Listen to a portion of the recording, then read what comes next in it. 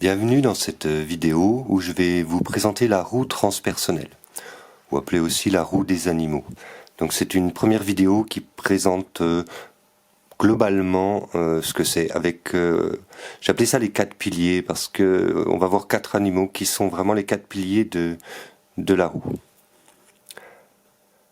La roue, elle sert à quoi? Pour éclairer 3 dimensions: notre intériorité, qui l'on est, notre communauté, notre lien avec les autres, le lien avec notre territoire, notre espace de vie. Et tout ça, ça inclut des disciplines.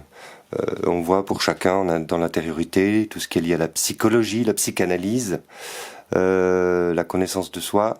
Pour la communauté, tout ce qui est ethnologie, sociologie, pédagogie, le lien aux autres et comment on travaille ce lien aux autres. Et notre territoire, l'écologie en général, l'éducation, l'environnement. Ces 3 domaines ne sont pas séparés. On va parler de disciplines transversales comme l'éco-psychologie. Je vous invite à aller voir ce que c'est sur Internet, l'ethnopédagogie. Ça relie, ça connecte tout ça ensemble. Alors, qu'est-ce que c'est la roue des animaux? Ça vient de 2 domaines qui se sont reliés. Le travail de Carl Gustav Jung, un psychanalyste suisse qui a beaucoup travaillé sur l'intériorité, sur l'individu. Et là, je vous mets une phrase qui résume un petit peu le voyage qu'on va faire dans la symbolique de cette roue. Si je lis la phrase. Un mot ou une image sont symboliques lorsqu'ils impliquent quelque chose de plus que leur sens évident et immédiat. Ce mot ou cette image ont un aspect inconscient plus vaste qu'il n'est jamais défini avec précision ni pleinement expliqué. Lorsque l'esprit entreprend l'exploration d'un symbole, il est amené à des idées qui se situent au-delà de ce que notre raison peut saisir. Donc ça veut dire qu'on va découvrir la symbolique de la roue et que la dimension est beaucoup plus vaste que ce qu'on imagine. Même moi, chaque jour, je découvre des nouvelles dimensions qui m'échappaient auparavant. Alors pour Jung, il a défini l'individu sous cette forme d'un cercle, avec 4 pôles, on va dire, les sensations, les 5 sens, percevoir le monde avec son corps, l'intuition, ce qui est l'intériorité, qui est ce qu'on perçoit au-dedans, grâce à ses rêves, son imaginaire, et puis une autre dimension, la pensée, c'est tout ce qui permet de réfléchir, qui crée la logique et les sentiments, et l'affect.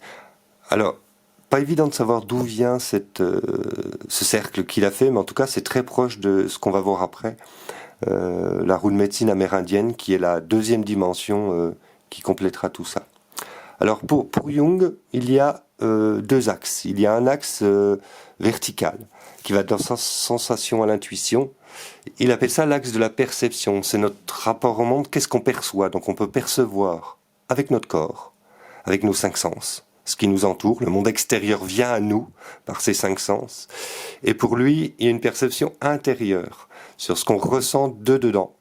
Mais c'est pas obligatoirement un retour de ce qui vient du dehors. Pour lui, les rêves, l'inconscient, tout ce qui au fond de nous peut nous amener à ressentir des choses. Donc ça, c'est le premier axe.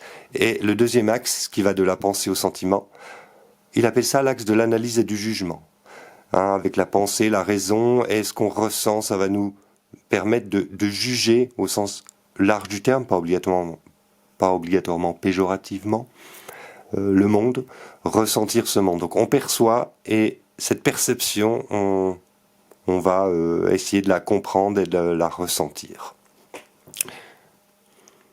Si on va plus loin, on pourrait dire que la partie inférieure, c'est l'extériorité. Comme c'est en rapport avec le corps, les sensations, c'est tout ce il est extérieur à nous. Tout le monde physique, les personnes, les objets, l'espace. Et la partie supérieure, on dira l'intériorité, parce que c'est tout ce qui est en nous, qui est invisible. Donc on peut partager en 2 ce cercle avec ces 2 dimensions qui se rejoignent sur l'axe de la pensée et des sensations. Et si on sépare en 2 de façon verticale, nous obtiendrons la subjectivité d'un côté, parce que les émotions, les sentiments, tout ce qu'on ressent, c'est subjectif. Et à gauche, lié à la pensée, c'est tout ce qui est objectif et rationnel. Donc en fait, avec ces nouvelles dimensions, ça nous fait 4 parties. Hein, on va dire objectif intérieur, objectif extérieur, subjectif intérieur, subjectif extérieur. Alors l'autre dimension qui est très proche de ça, et c'est pour ça que j'ai choisi ces couleurs, c'est la roue de médecine amérindienne. C'est une roue symbolique. Jung s'en est peut-être et sûrement inspiré aussi, avec 4 directions, un grand cercle souvent représenté au sol ou sur beaucoup de représentations. 4 dimensions de l'être.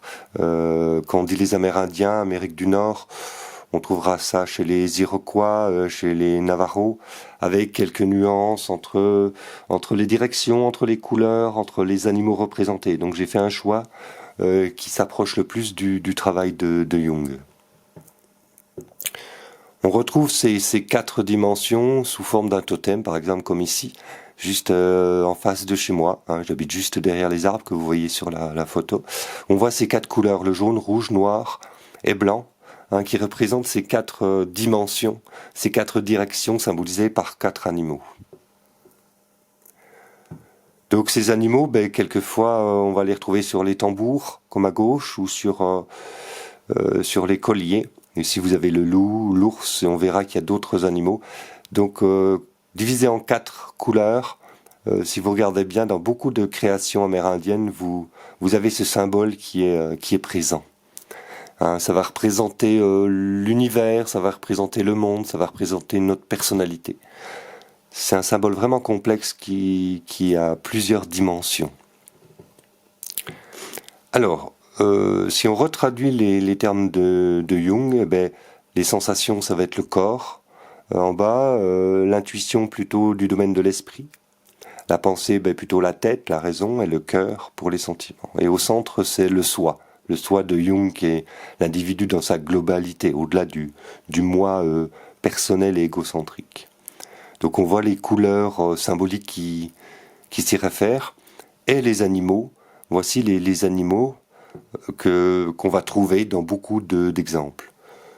Donc l'ours pour le corps, parce que ça ressemble à un humain, surtout debout. Hein, c'est l'animal qui ressemble le plus à un humain chez les Amérindiens. La tête symbolisée par le bison avec sa grosse tête, et cette grosse tête fait penser à la réflexion. Le cœur, ça va être le loup pour sa relation à la meute, aux autres loups. Il est beaucoup dans le loup est un animal vraiment dans un symbole de relation, de groupe. Et puis pour l'esprit, un animal dans le ciel, un animal comme l'aigle qui représente tout ce qui est intuition et cette dimension invisible de l'esprit. Donc si je prends chacun des animaux pour les représenter, donc on a l'ours. L'ours, donc je disais le corps, qui est relié au présent. Hein, c'est le moment présent dans le corps. Donc c'est l'action pour l'ours. C'est la dimension de faire, de bouger, de grimper, de manipuler, de fabriquer. L'ours est concret. Et c'est la relation au monde direct. Hein. Il cherche à stabiliser les choses. Il est kinesthésique, c'est-à-dire qu'il est dans le mouvement, vraiment dans le corps. Donc c'est notre dimension corporelle essentielle. Un autre animal, le loup. Le loup, c'est l'affect, le cœur, donc c'est les relations, les sentiments avant tout.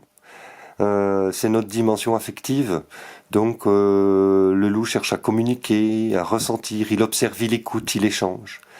Il est lié au passé dans le rapport aux sentiments, nos émotions nous renvoient à notre histoire, à notre vécu. Il est plutôt dans le don, on va dire que c'est un auditif, il est beaucoup dans l'écoute. Donc voilà le côté affectif de notre dimension. Autre dimension, donc la tête, donc le bison. Là, c'est la réflexion, le questionnement, le côté intellectuel, calculé, organisateur. Donc c'est comprendre le monde en analysant. Sa mission, c'est recevoir. Il est dans la perception des choses, il essaie de capter avec toutes ces questions. Il se projette plutôt dans le futur. Le bison, c'est se projeter, se dire notre pensée, et généralement, c'est préparer la seconde qui suit, ou le lendemain, ou faire des projets. C'est anticiper. Et c'est plutôt un visuel. Et puis l'aigle, eh ben, c'est la dimension peut-être la moins compréhensible parce que dans notre culture, elle est peu présente. C'est toute cette dimension, alors que Jung appelle intuitive, liée à l'imaginaire, à l'intériorité. C'est ce qui se passe en nous. Le rêve, les ressentis. Le côté créatif, aller chercher les intuitions. Donc c'est la dimension un peu du rêveur. Tous les temps sont associés à l'aigle. Comme il vole, il est au-dessus des temps. On a vu les 3 temps, présent, futur et passé. Et là, on est dans quelque chose de transversal. L'intuition est au-delà du temps. Donc il est plutôt dans la transformation. C'est la dimension, on va dire, spirituelle chez les Amérindiens. Donc voilà, on a vu les 4 animaux et bien on va dire que on aura chacun ces 4 animaux en nous, mais un de ces 4 sera dominant. Là, je vous prends un exemple de nous sommes peut-être ours dominants. C'est-à-dire que c'est cette dimension qui prédomine dans notre personnalité. Donc ça sera quelqu'un plutôt ours, sera physique, concret, sportif, il sera dans le mouvement. Et puis on peut avoir un deuxième animal comme le loup, qui sera le secondaire, le tertiaire comme le bison, et peut-être le dernier sera l'aigle dans l'exemple. Donc l'aigle sera l'animal mineur et on pourra avoir des difficultés dans le sens où on utilise très peu cet animal. Donc là on aura l'exemple d'une personne qui sera moins dans l'intuition, la créativité, l'inspiration et qui sera beaucoup plus dans le concret. Nous sommes tous différents. On aura chacun un animal prédominant, un secondaire, un tertiaire, un quaternaire, ce qui nous donnera, nous allons le voir, une diversité de possibles. Ça, c'est dû à notre naissance, nos premières années, nos rapports avec nos parents, nos amis, nos expériences a fait que notre rapport au monde s'est fait en choisissant une de ces 4 dimensions. Donc on peut avoir des déséquilibres. Si un animal est peu exprimé, eh ben, comme dans toute compétence qu'on travaille peu, ben, on pourra avoir des difficultés. On voit le bison qui peut avoir des difficultés. Alors, c'est pas obligatoirement peu bison, ça peut être trop bison, en tout cas pas relié aux autres animaux. Un bison solitaire, on va dire. Il sera dans le manque d'ouverture parce qu'il sera pas relié au loup, à la dimension relationnelle ou la froideur.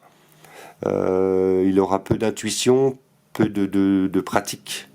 Voilà, pour chaque animal, il y a ces dimensions négatives, dans le sens où il n'est pas connecté, parce que l'équilibre, on le retrouve vraiment dans ces 4 animaux qui sont en relation, qui forment un tout. Donc, nous sommes tous différents, nous sommes peut-être plus ours, loup, aigle ou bison. Et nous devons cohabiter, vivre avec d'autres personnes qui ont d'autres typologies. On s'entend bien avec les personnes comme nous. Si on est ours, on va se connecter aux ours, mais on aura du mal à comprendre les aigles ou les bisons ou les loups. Donc ces trous permettent de prendre du recul pour se dire que chacun a son langage, ses besoins, sa façon d'être. Et il peut être important de décoder un petit peu les typologies pour mieux communiquer avec chacun. Alors, là, on pourrait croire que ça se complique. C'est-à-dire que, si on est, on va dire, un mélange, si on est aigle et loup, dans l'intermédiaire, là, on va parler des animaux intermédiaires, on va dire aigle-loup, c'est-à-dire un mélange des deux. C'est-à-dire qu'il n'y a pas juste 4 personnages. Là, on en voit 8, mais imaginez, entre l'aigle-loup et le loup, on peut avoir encore des dimensions. Ça veut dire qu'il y a autant d'animaux hybrides qu'il y a d'individus. Si on est vraiment entre 2 animaux, on aura cette typologie biface, on va dire, mais c'est encore plus complexe parce qu'il y a des intermédiaires entre les intermédiaires. Donc ça donne une diversité infinie de personnages.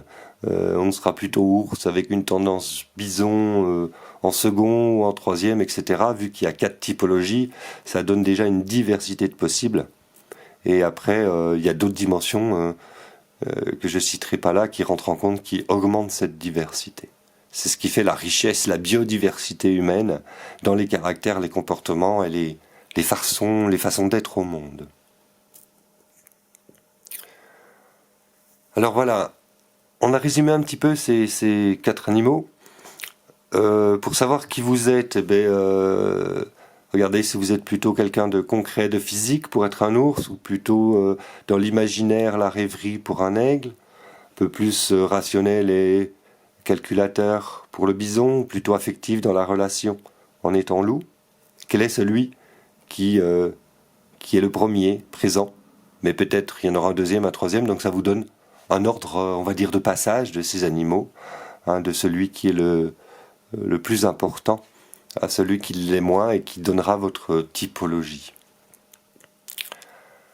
Alors, au-delà de la théorie et de la symbolique, la roue des animaux permet de développer une pratique concrète de relation.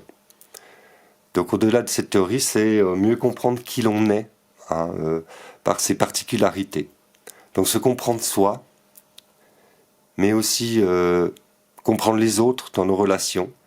Comment on parle avec quelqu'un qui est plus bison, plus aigle, ça permet d'éclairer ses relations et pas chercher obligatoirement à convaincre, à vouloir les autres comme nous et accepter cette diversité. Et c'est aussi son lien à son environnement, à la nature et à son territoire. Ça crée un autre rapport où à des moments on sera dans la symbolique, d'autres moments dans le concret, le physique, d'autres moments dans le questionnement, la réflexion, et d'autres fois dans la relation, au vivant aussi, hein, à toute la dimension. Quand on parle de communauté, c'est aussi la communauté des vivants, des animaux. Donc ça ouvre à toutes ces dimensions-là par des exercices qui peuvent être concrets, des rituels, des expériences de pleine nature, de connexion à soi et aux autres.